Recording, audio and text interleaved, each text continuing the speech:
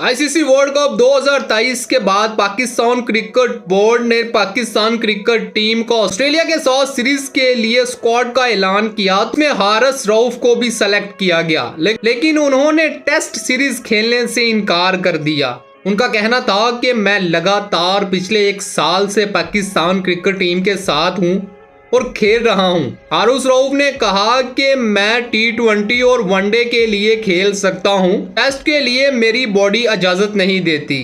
तो हारिस रऊफ के लिए एक बुरी खबर है कि पाकिस्तान क्रिकेट बोर्ड ने उन्होंने बीबीएल के लिए जो लीग वेस्ट इंडीज में खेली जानी थी, उसके लिए पाकिस्तान क्रिकेट बोर्ड ने उनको एनओसी ही जारी नहीं किया। हारिस रऊफ के अलावा पाकिस्तान क्रिकेट बोर्ड के पास और बहुत ऑप्शन हैं। अच्छे प्लेयर का तो टेस्ट क्रिकेट में पता चलता है, ना कि टी20 और ना के वनडे में। टी20 में तो सिर्फ 4 ओवर्स करने होते हैं और